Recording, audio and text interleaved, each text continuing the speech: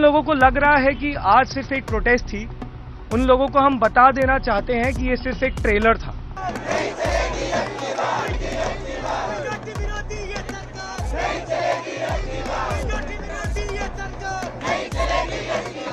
যে তরুণ প্রজন্মকে বলা হতো ভারতের ভবিষ্যৎ, সেই তরুণ প্রজন্মই কি এখন মোদী সরকারের জন্য সবচেয়ে বড় দুঃস্বপ্ন হয়ে দাঁড়িয়েছে? ভারতের ইতিহাসে এমন ছাত্র আন্দোলন আগে কখনো দেখেনি এই প্রজন্ম। রাজধানী নয়াদিল্লির রাজপথ এখন স্লোগানে স্লোগানে কাঁপছে। জেনজি অর্থাৎ আজকে তরুণ সমাজ ঘর ছেড়ে, ক্লাসরুম ছেড়ে রাজপথে নেমে এসেছে। আর তাদের এই একটি দাবি, প্রশ্নপত্র ফাঁসের বিচার চাই, শিক্ষামন্ত্রীর পদত্যাগ চাই। কিন্তু এই আন্দোলন কি শুধু একটি পরীক্ষা বাতিলের আন্দোলন, নাকি এর পিছনে লুকিয়ে আছে নরেন্দ্র মোদী সরকারের পতনের বীজ? दिन का समय हम इस सरकार को दे रहे हैं कि या तो धर्मेंद्र प्रधान। আন্তর্জাতিক গণমাধ্যম রয়টার্স কিন্তু ঠিক এই ইঙ্গিতই দিচ্ছে। তারা বলছে এই জেনজি আন্দোলন ভারতের ক্ষমতার মসনদ নাড়িয়ে দিতে পারে। আজকের ভিডিওতে আমরা বিশ্লেষণ করব কিভাবে একটি প্রশ্ন ফাঁস ইস্যু মোদী সরকারের অস্তিত্বের সংকট তৈরি করল। শেষ পর্যন্ত চোখ রাখুন, কারণ ভারতের রাজনীতিতে এক ঐতিহাসিক পরিবর্তন ঘটতে চলেছে। ঘটনার সূত্রপাত ভারতের অন্যতম শীর্ষ এবং মর্যাদাপূর্ণ পাবলিক পরীক্ষাগুলোর প্রশ্নপত্র ফাঁসকে কেন্দ্র করে। লাখ লাখ শিক্ষার্থী দিনরাত এক করে বছরের পর বছর ধরে প্রস্তুতি নেয় একটি সরকারি চাকরি বা মেডিকেল ইঞ্জিনিয়ারিংয়ের সিট পাওয়ার জন্য। কিন্তু যখন তারা জানতে পারে যে কোটি কোটি টাকার বিনিময়ে পরীক্ষার আগেই প্রশ্ন বিক্রি হয়ে গেছে, তখন সেই হতাশা ক্ষোভে রূপ নিতে বাধ্য। ভারতের কেন্দ্রীয় শিক্ষামন্ত্রী ধর্মেন্দ্র প্রধানের দিকে এখন সব আঙ্গুল। আন্দোলনকারীদের স্পষ্ট কথা, দেশের শিক্ষা ব্যবস্থার এই চরম ব্যর্থতার দায় নিয়ে শিক্ষামন্ত্রীকে অবিলম্বে পদত্যাগ করতে হবে। এই দাবিতে নয়াদিল্লির যন্তর মন্তরের রাজপথ অবরুদ্ধ করে রেখেছে ক্ষুব্ধ জনতা। বিশেষ করে ককরোচ জনতা পার্টি এবং বিভিন্ন ছাত্র সংগঠনের শত শত অনুসারী ও সাধারণ মানুষ এই আন্দোলনে সামিল হয়েছেন। তীব্র গরম, রোদ কিংবা পুলিশের রক্তচক্ষু কোনো কিছুই ঘরে ফেরাতে পারছে না এই তরুণদের। পরিস্থিতি ঠিক কতটা ভয়াবহ তা বোঝা যায় নয়াদিল্লির প্রশাসনের প্রস্তুতি দেখে। Here to demand accountability from the government who has failed to manage the education system of the country. ভারতের শীর্ষস্থানীয় সংবাদ মাধ্যম এনডিটিভি তাদের এক বিশেষ প্রতিবেদনে জানিয়েছে, যন্তর মন্তর এলাকায় যে কোনো ধরনের অপ্রীতিকর পরিস্থিতি বা সহিংসতা মোকাবেলায় দিল্লির প্রশাসন সাজোয়া যানসহ প্রায় 2000 অতিরিক্ত পুলিশ সদস্য মোতায়েন করেছে। সাধারণত ভারতে যে কোনো বড় রাজনৈতিক বা ছাত্র আন্দোলন শুরু হলেই পুলিশ লাঠিচার্জ কিংবা কঠোর দমনের পথ বেছে নেয়, কিন্তু এবার দৃশ্যপট কিছুটা ভিন্ন। দৃশ্যত দিল্লি পুলিশ আন্দোলনকারীদের এই কর্মসূচিতে সরাসরি কোনো বড় বাধা দেয়নি। কিন্তু কেন? বিশেষজ্ঞরা বলছেন, প্রশাসন ভালো করেই জানে এই মুহূর্তে যদি শিক্ষার্থীদের উপর কোনো ধরনের নির্মমতা চালানো হয়, তবে দেশের কোটি কোটি অভিভাবক এবং সাধারণ মানুষও রাজপথে নেমে আসবে। জেনজির এই ক্ষোভের আগুন তখন পুরো ভারতে ছড়িয়ে পড়বে, যা সামলানোর ক্ষমতা দিল্লির বর্তমান প্রশাসনের নেই। এবার আসা যাক সবচেয়ে বড় এবং বিস্ফোরক প্রসঙ্গে। এই আন্দোলন কি কেবলই ভারতের অভ্যন্তরীণ শিক্ষার অব্যবস্থাপনার প্রতিবাদ, নাকি এর পিছনে লুকিয়ে আছে আরও বড় কোনো রাজনৈতিক সুনামি? ব্রিটিশ বার্তা সংস্থা রয়টার্স তাদের এক চাঞ্চল্যকর প্রতিবেদনে দাবি করেছে, চলমান এই আন্দোলনের গতি ও তীব্রতা মোটেও সাধারণ নয়।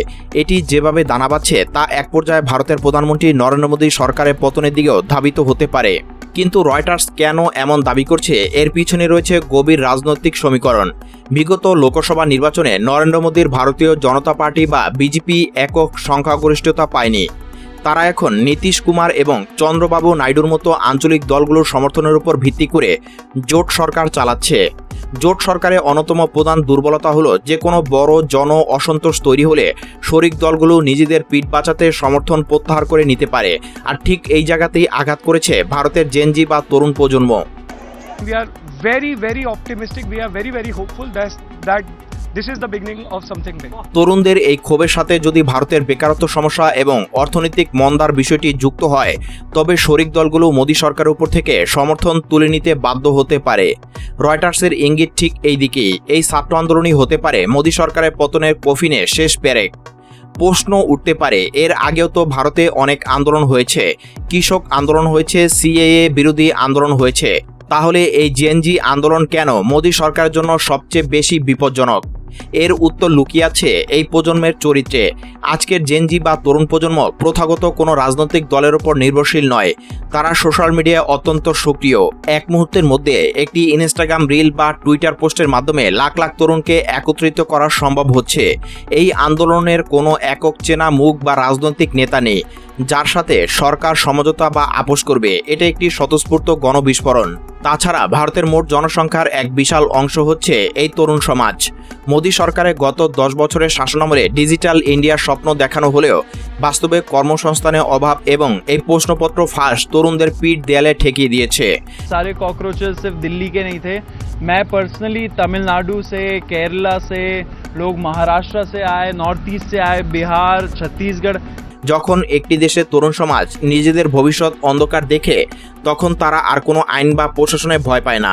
আর এটাই নরেন্দ্র মোদীর জন্য সবচেয়ে বড় চিন্তার কারণ। নয়াদিল্লির রাজপথ থেকে ওঠা এই ক্ষোভের আগুন কি সত্যি দিল্লির মসনদ পুড়িয়ে খাক করে দিবে, নাকি বরাবরের মতো এবারও নরেন্দ্র মোদী তার চাণক্য নীতি দিয়ে এই আন্দোলন দমন করতে পারবেন? আন্তর্জাতিক গণমাধ্যম রয়টার্সের দাবি সত্যি প্রমাণিত হবে কিনা তা হয়তো অদূর ভবিষ্যতেই বলে দিবে। তবে একটি বিষয় পরিষ্কার, ভারতে জেনজি আজ জেগে উঠেছে, আর তাদের এই জাগরণ মোদী সরকারকে এক চরম অগ্নি পরীক্ষার মুখোমুখি দাঁড় করিয়ে দিয়েছে। এই আন্দোলন নিয়ে আপনার মতামত কি? আসলে কি প্রশ্ন ফাঁসের এই ঘটনা মোদী সরকারের আন্দোলনের কারণ হতে পারে? কমেন্ট বক্সে আপনার মূল্যবান মতামত অবশ্যই জানাবেন। ভিডিওটি ভালো লাগলে লাইক করুন এবং বন্ধুদের সাথে শেয়ার করুন।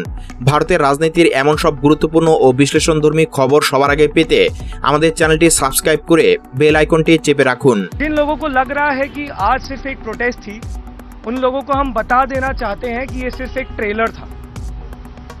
7 दिन का समय हम इस सरकार को दे रहे हैं कि या तो धर्मेंद्र प्रधान अगर थोड़ा भी उनमें सम्मान है इस देश के लोकतंत्र के प्रति, यदि थोड़ी भी उनमें जवाबदेही है इस देश के युवाओं के प्रति, तो 7 दिन के भीतर वो इस्तीफा दें या फिर प्रधानमंत्री मोदी उन्हें बर्खास्त करें। 7 दिन में अगर धर्मेंद्र प्रधान जी का इस्तीफा नहीं आता है तो ये आंदोलन पूरे देश में फैलेगा। कॉकरोच भैया, कॉकरोच भैया।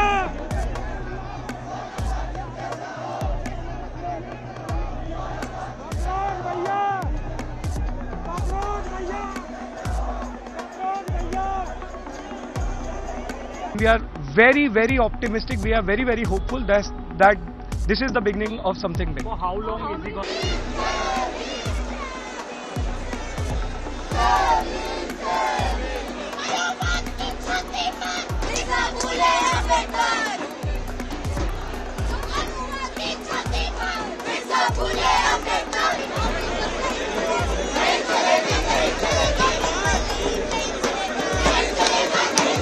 ये सारे कॉकरोचेस सिर्फ दिल्ली के नहीं थे। मैं पर्सनली तमिलनाडु से, केरला से, लोग महाराष्ट्र से आए, नॉर्थ ईस्ट से आए, बिहार, छत्तीसगढ़। मुझे नहीं लगता कोई ऐसा स्टेट बच गया जहाँ से लोग नहीं आए। तो इतने शांतिपूर्वक, peace loving people, Gandhi loving people had come to register their protest. उनका प्रोटेस्ट यही था कि धर्मेंद्र प्रधान जी रिजाइन करें।